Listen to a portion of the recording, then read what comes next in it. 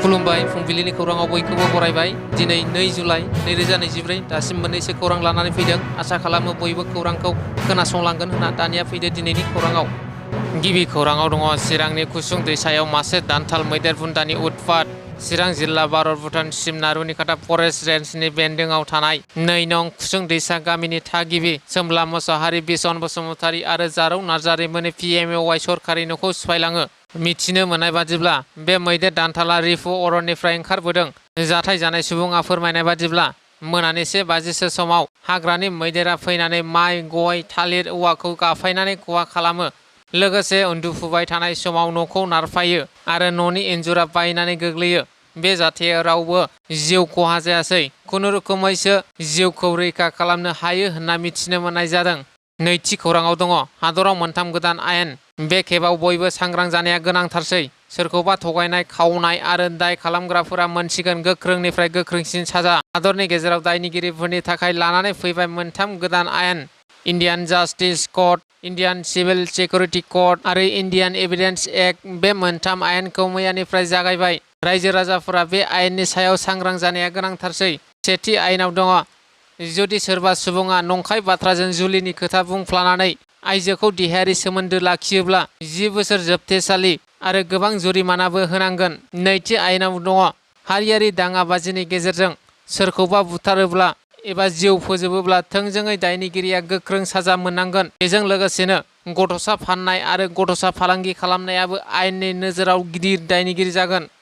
थामथि आयेनाव दङ जुदि सोरबा सुबुंनि मुवा बेसाद एबा धोन सम्पथिखौ खावोब्ला दायनिगिरिया मोननांगोन 3 बोसोर जोबथेसालिनि साजा आरो गोबां जुरिमाना होनांगोन। बेफोर 3 गोदान आयेननि आवथायाव गुबुन माखासे जाथायफोराबो सरजाबफागोन होननानै आयेनाव मख'नाय दङ।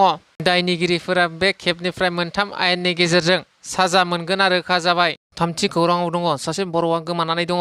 उदालगुरि जिल्लानि कलाइगाव पुलिस थानानि सिङाव थानाय बरुवा हाउलि गामिनि थागिबि जगदीश बर' आरो जमुना बर'नि फिसाज्ला 23 बोसोर बैसोनि हादोरसा बर'आ थांनाय 30 जुन खालारनिफ्राय गोमानानै दं।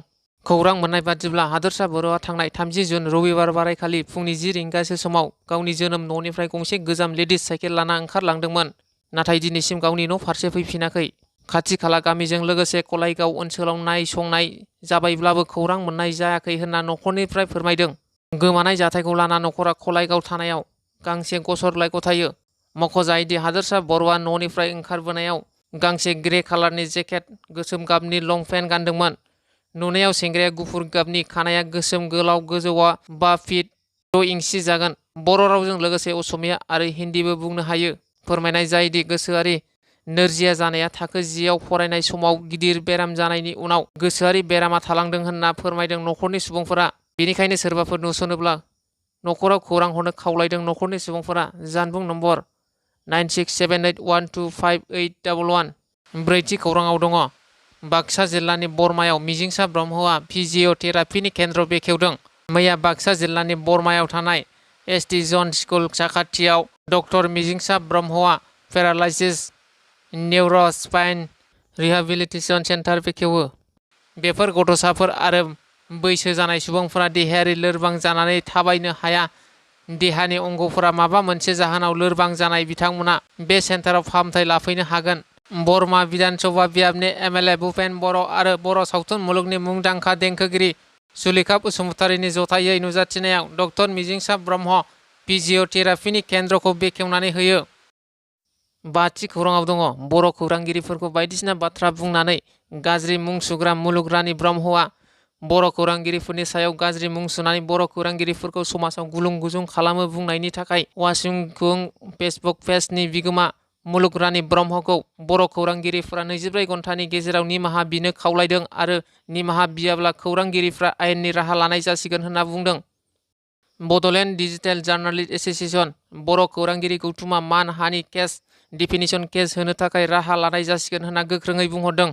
आरो गुबुन फारसे जोबथायाव मुलुग रानि ब्रह्मआ निमाहा बिनायखौ गावनि फेसबुक पेजआव नुनो मोननाय जादों।